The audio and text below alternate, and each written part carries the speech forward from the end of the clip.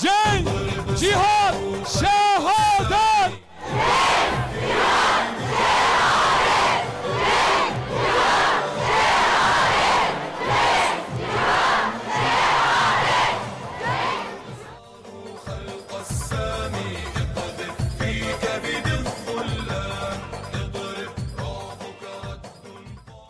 Esselamu aleyküm ve rahmetullahi ve berekatuhu. Gelli kuşku bira, gelli döbava, unte bixeyr hatın, serseru serçavar atın. Muhterem Diyarbakırlı hemşerilerim, değerli Selahaddin Eyyubi el-Kurdi'nin torunları, hem Diyarbakır meydanında, hem İstanbul Maltepe meydanında şu an toplanan 2. Abdülhamid Han torunlarıyla bir olup Siyonistlere tepkilerinizi göstermek üzere buraya toplandığınız için tekrardan hepiniz hoş geldiniz. Baş göz üstüne geldiniz. Bismillahirrahmanirrahim. Rabbimiz yüce kitabında şöyle buyurmaktadır. Onlarla savaşın ki Allah Azze ve Celle sizin ellerinizle onları cezalandırsın. Onları rezil rüsva etsin. Onlara karşı size yardım ve zafer ihsan buyursun. Baskı ve zulüm altında inleyen mümin toplulukların gönülleri ferahlansın. Biz Hüdapar olarak aziz halkımızın huzurunda şu çağrıda bulunuyoruz. Mescid-i Aksa'nın çevresinde bulunması hasebiyle Filistin toprakları Rabbimiz tarafından mübarek kılınmış topraklardır. Bu nedenle Aksa'nın kutsiyetini muhafaza etmek sadece Filistinlilerin değil, bütün ümmetin ortak sorumluluğudur. Önce olayı doğru okumak gerekir. Yaşanmakta olan savaş iki denk tarafın, iki denk devletin savaşı değildir. Bir tarafta zalim, gaddar, alçak, şerefsiz bir terör şebekesi vardır. Bu nedenle her iki tarafa aynı çağrıyı yapmak, yaşanan mezalime karşı zalimin yanında olmak anlamına gelir. Eğer iki taraftan söz edilecekse, bir tarafta hiçbir kural ve kutsiyeti tanımayan, güçten ve zorbalıktan başka bir dilden anlamayan, dünyanın değişik yerlerinden Filistin topraklarına üşüşen vahşi katiller sürüsü vandallardır. Diğer tarafta ise gasp edilmiş vatanlarını canları pahasına savunan, kendi vatanlarında hapis hayatı yaşatılan, Rabbine dayanıp vatanını bu katil sürülerinden kurtarmaya çalışan mazlum bir halk vardır. Hiçbir uluslararası sözleşme, hiçbir hukuk düzeni, hiçbir vicdan bu iki tarafı eşit ve denk olarak kabul edip aynı muameleyi yapamaz ve yapmamalıdır. Şart ve imkanlar bakımından kıyas kabul etmeyen bir dengesizlik vardır. Bugün silah ve teknolojik imkanlar bakımından en donanımlı devletler Siyonistlerin yanında yer aldıklarını açıkça beyan etmekte ve bu desteklerini fiilen icra etmektedirler. Buna karşılık vicdan sahibi insanlığın büyük bir kısmı yaşanan bu zulme karşı Filistin'i desteklemelerine rağmen ülkelerindeki idareciler Filistin halkının katliamdan kurtarılması için sadra şiva bir uğraş vermemektedirler. Bu yalnızlık, bu imkansızlık içerisinde Filistin ve Gazze'li kardeşimiz büyük bir fedakarlık göstermektedirler. Bugün insanlık büyük bir imtihan ile karşı karşıyadır. Ya bir halkın topyekun yok edilmesine sessiz kalan gayretsiz insanlar ya da kardeşlerinin göz göre göre ölümüne rıza göstermeyip mazlumun yanında yer alarak tarihe şerefli yerini alacak olan insanlar olacaktır. Zalimler için yaşasın cehennem! Zalimler için yaşasın cehennem! Zalimler için yaşasın cehennem! Filistinli kardeşlerimiz bizden fazla bir şey istememektedirler. Öncelikli olarak zalimle mazlumun mücadelesinde mazlumun yanında olduğumuzu açıkça göstermemiz, sonra da direnişin ihtiyaçlarının teminini istemektedirler. Bu ümmet Filistinli kardeşlerinin tüm ihtiyaçlarını fazlasıyla karşılamaya muktedirdir. Gazze'li bir avuç imanlı genç Aksa tufanı harekatıyla onlarca yıldır basın, yayın ve küresel emperyalizmin yaymaya çalıştığı Siyonistlerin üstün askeri güç oldukları demir kubbelerinin delinemez olduğu efsanesinin bir balon olduğunu göstermişlerdir. Demir kubbe kevgire dönüşmüştür. Tekbir! Takbir! Aynı zamanda Siyonistlerin Kur'an-ı Kerim'de Haşr suresinin 14. ayetinde belirtildiği gibi ancak müstehkem yerlerde ve siperler altında, yani demir kubbeler arkasında savaşabiliyorlar.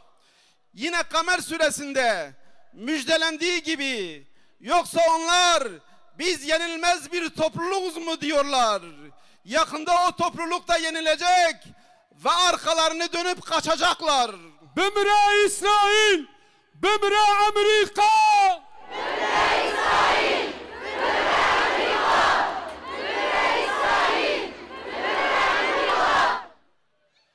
Bugün bu ayetlerin tecelli olduğuna şahit oluyoruz. İnşallah Siyonist katillerin toplu bir şekilde arkalarını dönüp Filistin topraklarından defolduklarını da göreceğiz. Bunun için de herkese düşen görev ve hizmetler vardır. 1. İslam ülkeleri acilen bir araya gelmeli. Siyonistlerin 70 yıldan beri rutin hale getirdiği soykırımın engellenmesi için acilen müdahale etmelidir. Filistin halkının yaşadığı meskun mahallelere havadan ve karadan yaptığı saldırılar ve bombalanmalar durdurulmalıdır. Gazze'nin tamamıyla yakılıp yıkılmasına engel olunmalıdır. Müslüman uyuma, Filistin'e sahip çık! Müslüman uyuma, Filistin'e sahip çık! Müslüman uyuma, Filistin'e sahip çık! 2. Gazze'de yaşayan 2,5 milyona yakın mazlum insanın hayatlarının idamesi için gerekli su, gıda, ilaç, barınma, temel ihtiyaçlarının karşılanması için insani yardım koridoru acilen açılmalıdır. 3. Filistin'i devlet olarak tanıyan ülkeler, Filistin topraklarından bir parça olan Gazze'ye denizden, karadan, havadan ulaşmak için Siyonistlerden izin alma zilletinden kurtulmalıdırlar. Uluslararası hukuka uygun olarak Filistin'i devlet olarak tanıyan ülkeler Filistin yönetimiyle her alanda siyasi, ekonomik ve özellikle askeri işbirliği yapmalıdırlar. 4. Filistin halkının yaşadığı topraklarda uydu kentler şeklinde işgalci Siyonistlerin yerleştirilmesinden vazgeçilmeli. Yerleşimciler adı altında meşru görüntü verilen bu silahlı çetelerin işgallerine son verilmelidir. Tekbir! Tekbir! Tekbir! La ilahe illallah! La ilahe illallah! İsrail lanetullah! İsrail lanetullah! 5. İşgal tamamıyla son bulana kadar Siyonist işgal rejimi ve ticari kurumları ile askeri, siyasi, diplomatik ve ekonomik tüm ilişkilere son verilmeli, asla yeni bir işbirliğe girilmemelidir. 6. Tarihe Kudüs Fatihi olarak geçen Selahaddin Eyyubi, Kudüs'ün işgalinden kurtulması için ümmetin birliğini sağlayarak aynı zamanda çağının ümmet önderi ve lideri oldu.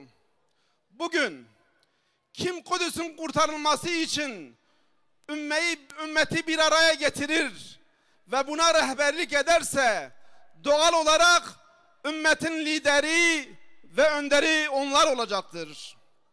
7.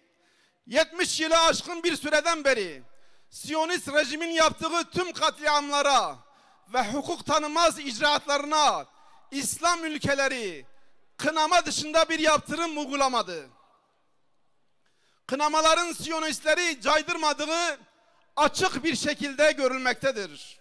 Bu nedenle Siyonistlerin her bir saldırı, katliam, cürüm ve hukuk tanımayan uygulamalarına karşı mutlaka caydırıcı yaptırımlar uygulanmalıdır. Siyonistler ancak güçten anlar. İslam ümmeti bu gücünü derhal göstermelidir.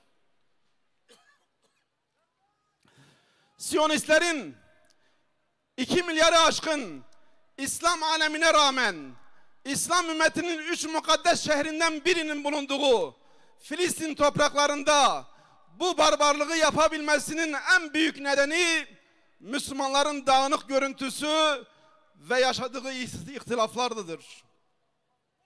Müslümanlar izzetli bir şekilde yaşamak istiyorsa aralarındaki ihtilafları bir kenara bırakıp siyasi, ekonomik ve askeri birliklerini yani İttihad-ı İslami'yi kurmalar lazım. Tekbir! Tekbir! Tekbir! 9. Siyonistlerin Filistin coğrafyasındaki işgalini, Filistin ile Siyonistlerin sorunu ya da Arap-Yahudi savaşı olarak görmek ya da göstermek meseleyi basitleştirmektir. Bu savaş bir hak ve batıl savaşıdır. Zalim ile mazlumun savaşıdır. İşgale uğramış vatanlarını kurtarmaya çalışan kahramanlar ile dünyanın tüm askeri, ekonomik ve siyasi güçlerini arkalarına alarak bir halkı soykırımla yok etmek isteyen korkak ve alçak zorbaların savaşıdır. Bu savaşta tarafsız kalmak zulme razı olmaktır. Zulme razı olmak ise zulümdür. Zalimler için yaşasın cehennem! İçin yaşasın cehennem! Zalimler için yaşasın cehennem! Zalimler! Son 10. maddeyi söyleyeceğiz. Filistin davası ümmetin ortak davasıdır. Mescid-i Aksa ve Kudüs Müslümanların ortak değerleridir. Bu bilinç kaybolmamalı ve nesiller boyu bu diriltilmelidir. Ümmetin tüm kurumları için en önemli hedef bu olmalıdır. Hüdapar olarak, Selahaddin Eyyubi'nin El-Kurdi'nin torunları olarak bir kez daha ama hep beraber şu meydandan, sahabeler diyarı olan Diyarbakır'dan, tarihi ve manevi istasyon meydanından hep beraber haykırıyoruz. Ben söyleyeceğim, inşallah siz de tekrar edeceksiniz. El-Kasam, El-Kasam, El-Kasam, Lillahil Vahidil Kahhar. Andolsun ki canımızla, kanımızla, malımızla ve evlad-ı iyalimizle ilk kıblemiz Mescid-i Aksa'nın ve Müslüman kardeşlerimizin yanındayız. Filistin'in ve Mescid-i Aksa'nın özgürlüğüne giden her meşru eylemin yanındayız. İçindeyiz. Tarafıyız. Destekçisiyiz. Bu yolda üzerimize her düşen her türlü fedakarlığı yapmaya hazırız ve nazırız. Filistin halkına selam olsun. Aksa tufanı operasyonuna selam olsun.